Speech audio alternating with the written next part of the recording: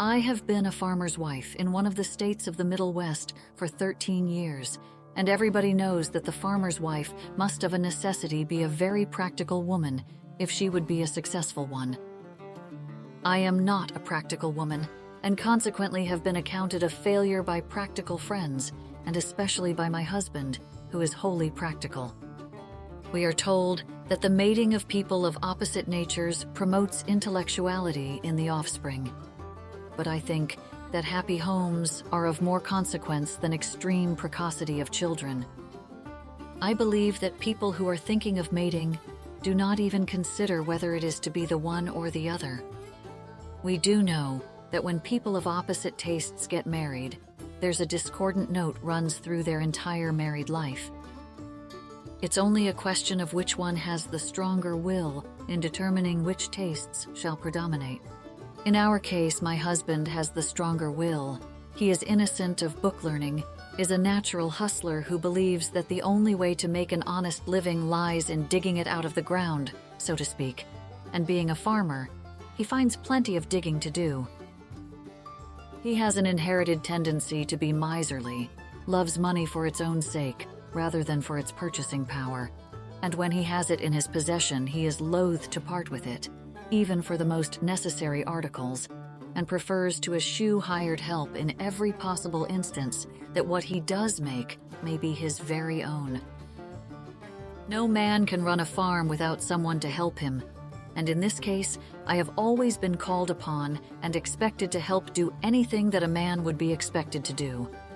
I began this when we were first married, when there were few household duties and no reasonable excuse for refusing to help. I was reared on a farm, was healthy and strong, was ambitious, and the work was not disagreeable. And having no children for the first 6 years of married life, the habit of going whenever asked to became firmly fixed, and he had no thought of hiring a man to help him, since I could do anything for which he needed help. I was always religiously inclined, brought up to attend Sunday school, not in a haphazard way, but to attend every Sunday all the year round, and when I was 12 years old, I was appointed teacher to a Sunday school class, a position I proudly held until I married at 18 years of age. I was an apt student at school, and before I was 18, I had earned a teacher's certificate of the 2nd grade, and would gladly have remained in school a few more years. But I had, unwittingly, agreed to marry the man who is now my husband, and though I begged to be released, his will was so much stronger that I was unable to free myself without wounding a loving heart, and could not find it in my nature to do so. All through life, I have found my dislike for giving offense to be my undoing. When we were married and moved away from my home church, I would have adopted the church of my new residence, but my husband did not like to go to church, had rather go visiting on Sundays, and rather than have my right hand give offense, I cut it off. I always had a passion for reading. During girlhood, it was along educational lines. In young womanhood, it was for love stories, which remained ungratified because my father thought it sinful to read stories of any kind, and especially love stories. Later, when I was married, I borrowed everything I could find in the line of novels and stories and read them by stealth still, for my husband thought it a willful waste of time to read anything, and that it showed a lack of love for him if I would rather read than to talk to him when I had a few moments of leisure, and in order to avoid giving offense and still gratify my desire, I would only read when he was not at the house, thereby greatly curtailing my already too limited reading hours.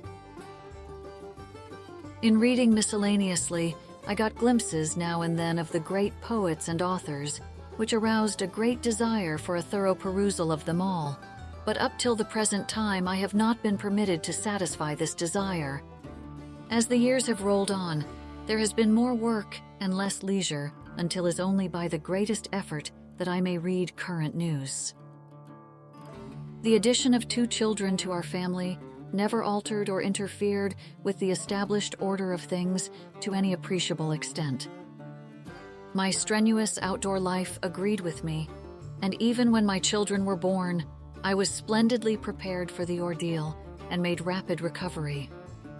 I still hoed and tended the truck patches and garden, still watered the stock and put out feed for them, still went to the hayfield and helped harvest and house the bounteous crops, still helped harvest the golden grain later on when the cereals ripened. Often took one team and dragged ground to prepare the seedbed for wheat for weeks at the time, while my husband was using the other team on another farm, which he owns several miles away. While the children were babies, they were left at the house, and when they were larger, they would go with me to my work. Now they are large enough to help a little during the summer and to go to school in winter. They help a great deal during the fruit canning season. In fact, can and do work at almost everything, pretty much as I do. As a matter of course, there's hardly 2 days together which require the same routine, yet every day is as fully occupied in some way or other as this one, with varying tasks as the seasons change. Oats are sown in March and April, but I do not help do that because the ground is too cold. Later in June, we harvest clover hay, in July, timothy hay, and in August, pea hay. Winter wheat is ready to harvest the latter part of June, and oats the middle of July. These are the main crops, supplemented by cabbages, melons, potatoes, and tomatoes. Fully half of my time is devoted to helping my husband, more than half during the active work season, and not that much during the winter months. Only a very small portion of my time is devoted to reading. My reading matter accumulates during the week, and I think I will stay at home on Sunday and read, but as we have many visitors on Sunday, I am generally disappointed. I sometimes visit my friends on Sunday because they are so insistent that I should, though I would prefer spending the day reading quietly at home. I have never had a vacation, but if I should be allowed one, I should certainly be pleased to spend it in an art gallery.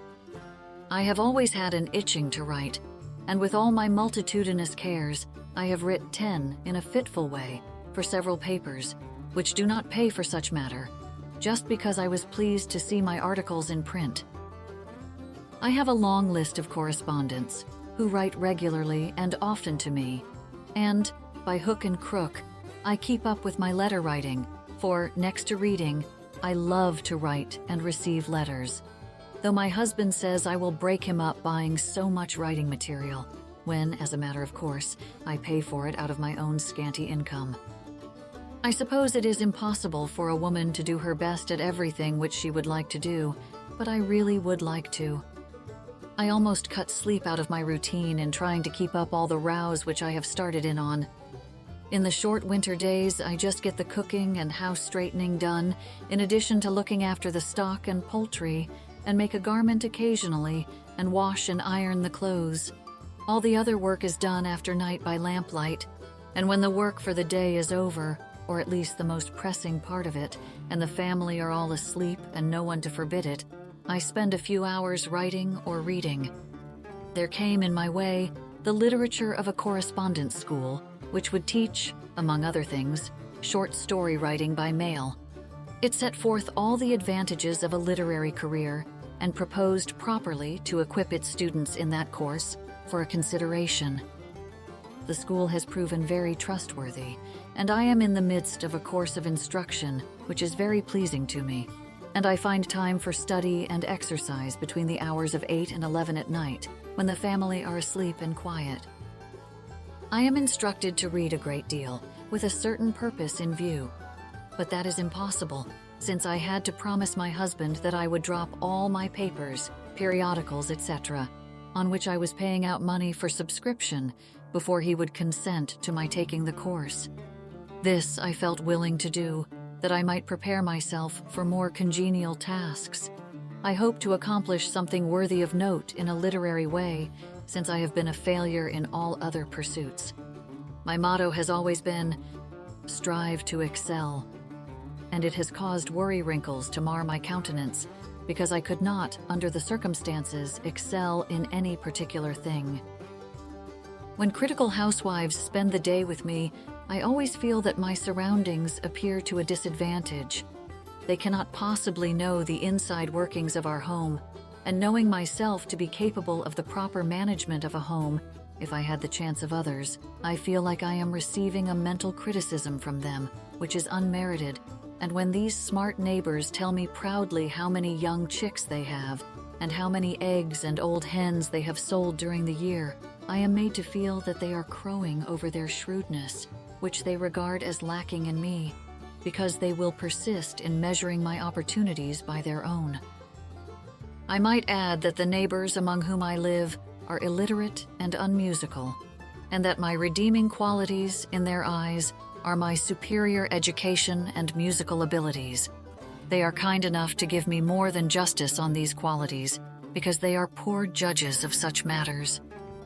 But money is king, and if I might turn my literary bent to account and surround myself with the evidences of prosperity, I may yet hope fully to redeem myself in their eyes, and I know that I will have attained my ambition in that line.